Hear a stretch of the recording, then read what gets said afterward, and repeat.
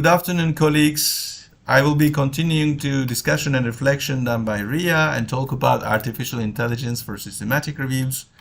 My name is Murat. I'm working for Knowledge, Technology and Innovation Department. But in a different configuration, although I visit Wageningen, let's say for 5 weeks a year or maybe 6, the beautiful Wageningen. I'm working mostly outside of Netherlands. And I'm working in a hybrid model, let's say, or in collaboration with multiple organizations in the research and development ecosystem, especially in the global south. Specifically, I'm working on innovation and scaling, multi-stakeholder processes, network analysis, and evidence synthesis. Actually, some of the tools and learnings I will be sharing coming from that experience of trying to make use of the systematic reviews and combine it with other knowledge, technology, innovation dimensions. If we move to the systematic review and implications for AI and implications for systematic review, the first is actually at the approach and method level. AIs are not only tools; they are not only change the practices of how we do the systematic review, but it will also change and lead to efficiency gains in the approach and method. So the question is how the systematic review approach and method can change if we have AI, maybe let's say more in machine contributions. Before going to the details and workflows, I think we need to discuss and think about the three major things. The first, this is not a revolution per se. We've been already using some machine elements for a while, and we continue using them for more and more tasks. In that sense, AI is maybe in speeding up the process significantly, but its nature is not that revolutionary. But what that means, we cannot really replace human intervention in systematic review and science and make perfectly or only machine-based. What we can do and achieve with the given tool capabilities, we are looking for an indeed human-machine hybrid approach for systematic reviews. And that was the title of the paper we wrote, you see below. The second overall conclusion in the paper also we made together with Sarah, whom I think in the room, greetings Sarah, it's great to have you in the room, is to increase effectiveness, efficiency and societal relevance of the systematic review process.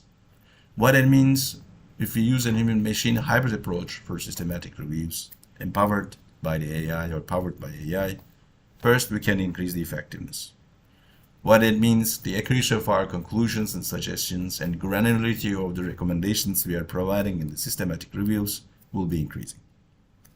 Secondly, AI tools actually has a big potential to increase efficiency. As we all know, systematic reviews is hard work.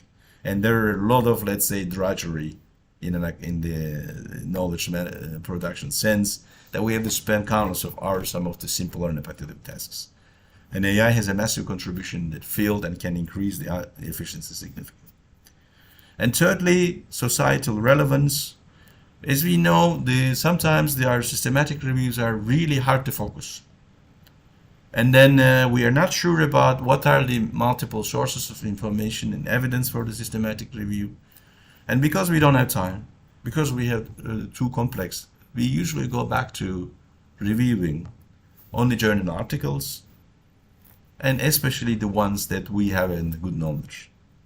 Of course, if only an individual or only one of us as an individual do that, it wouldn't be a problem. But when you look at the systematic reviews and how they are coming, we see that there's a significant gap in capturing the great literature and also some non-scientific sources of technically validated sources.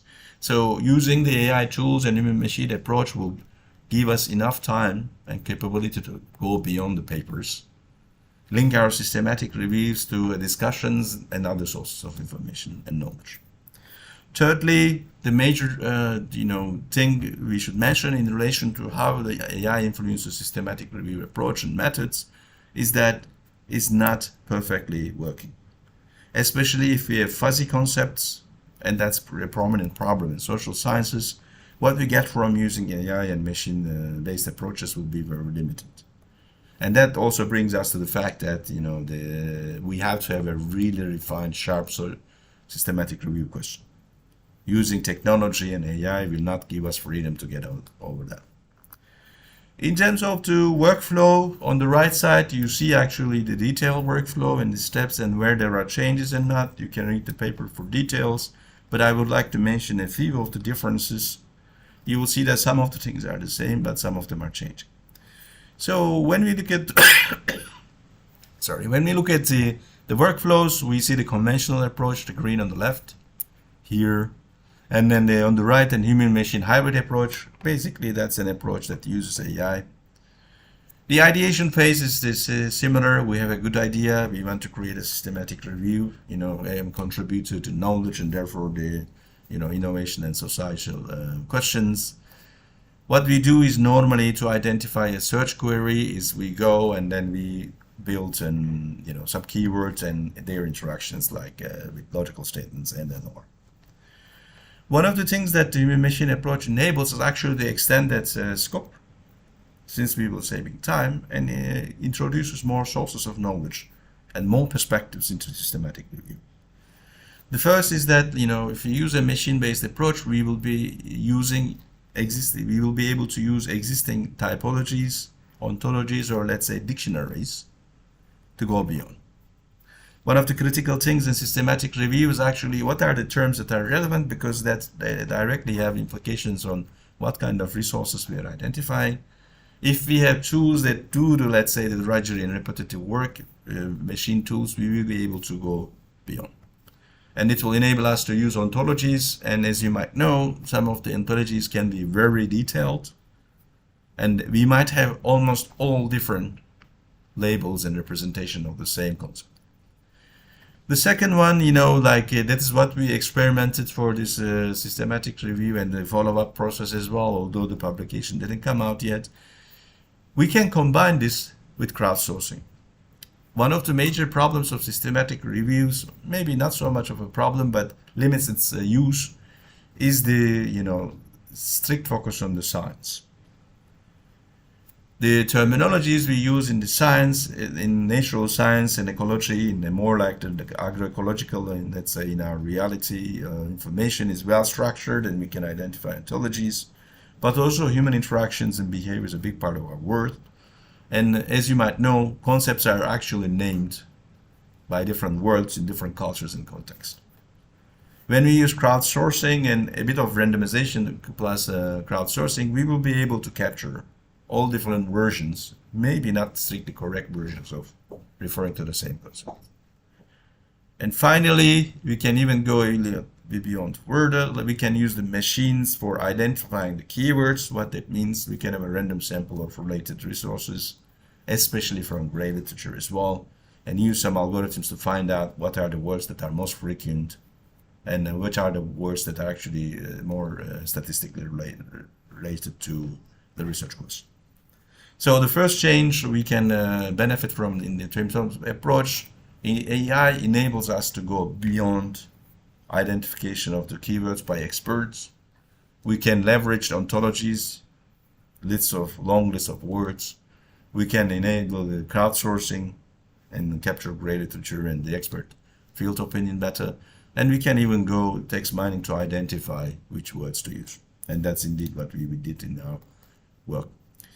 And then the next stage is doing the search and then going to protocol. That's in essence similar. After the protocol, we have the search process.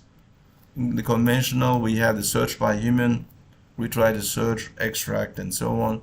But here we can use the machine very potently. I will mention that. That will really change our results. And then at the screening level, actually, there might be a transformative change if we use human-machine hybrid approach and the AI.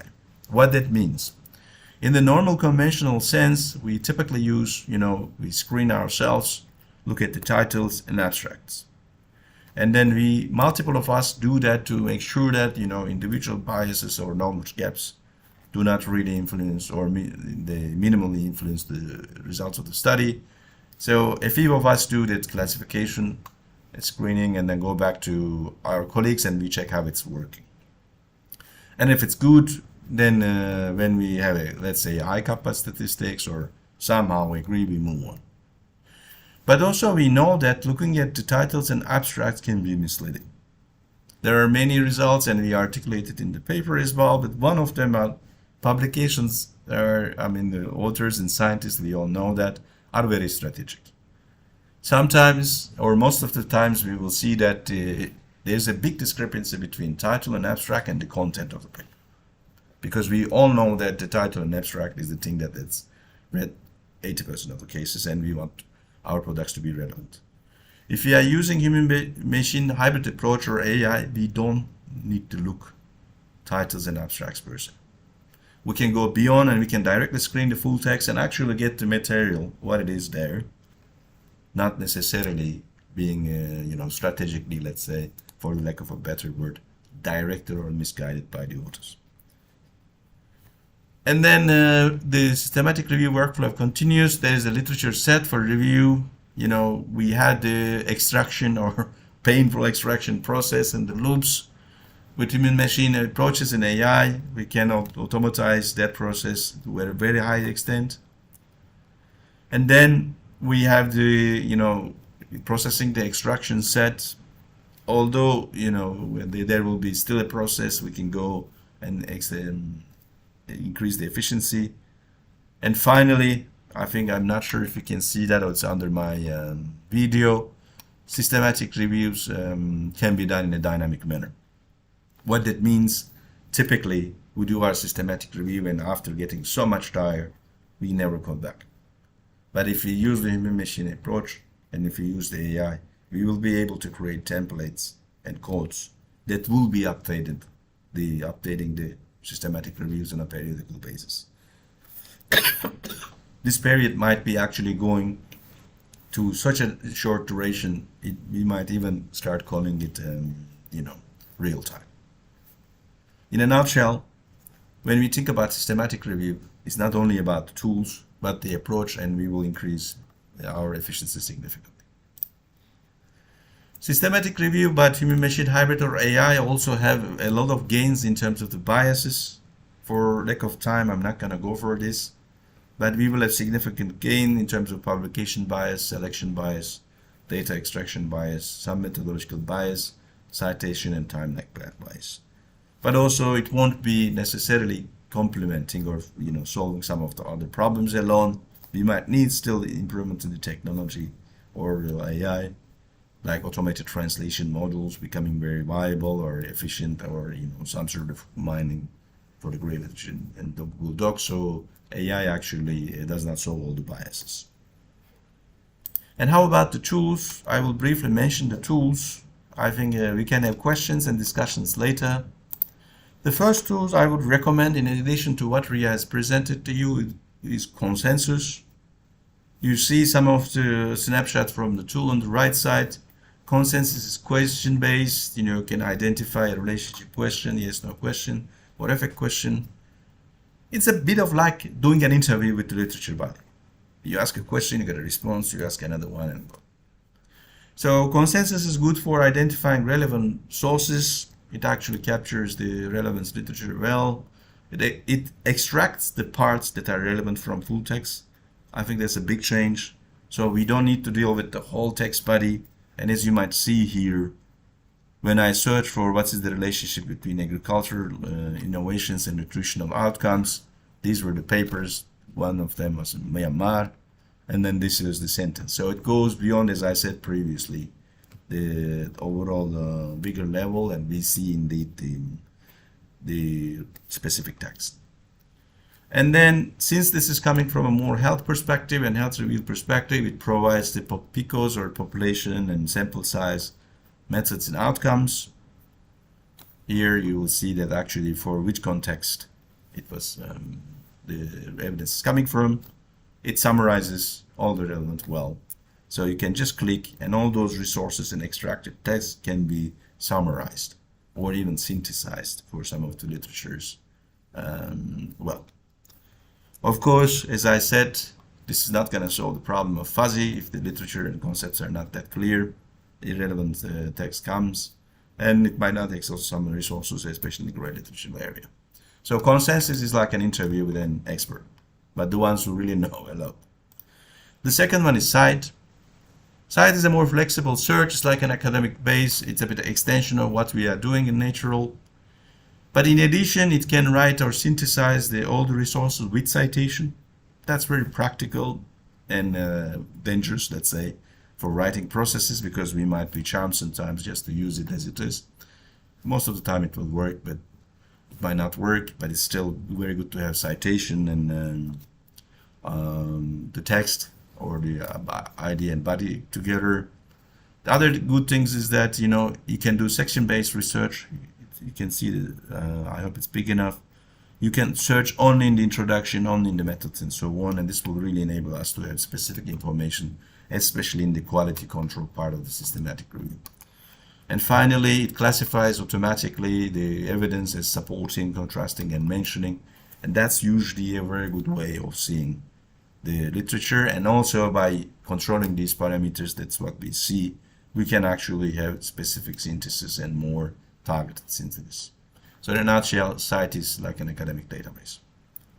And the third one is the Elicit.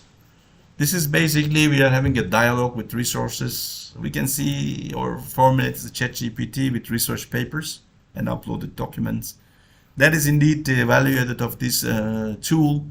You can restrict the number of papers. You control actually the scope of the synthesis, and you can even upload documents. So it gives us the flexibility or freedom to go beyond what we found and add some others. So with what it does, as you see in the interface, three things. It can help us to find partner papers. We can edit, and we can also, you know, provide a list of concepts. Two of the things that I really like, in addition to adding the PDFs, is also, it's a bit small for that, but having a conceptual based research. This is the same issues about the fuzzy concepts and so on, but this one for now we need to be careful, because I've seen a few cases of hallucination. Sorry, but I'm sure in the future it will get better. And finally, the last slide, you know, we have some discipline-specific AI tools that might contribute to systematic reviews. There's many out there. Here is, for example, then an example from Excellence in Agronomy. That's a CGI program, global program in agronomy research and development. So we can see a catalog or some sort of a resource pool on the right side. I mean, I put the link as well, but if you want to access, please let me know.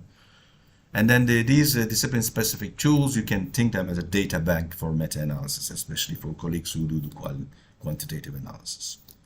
And what they are good at, you know, they really identify specialized sources and data sets.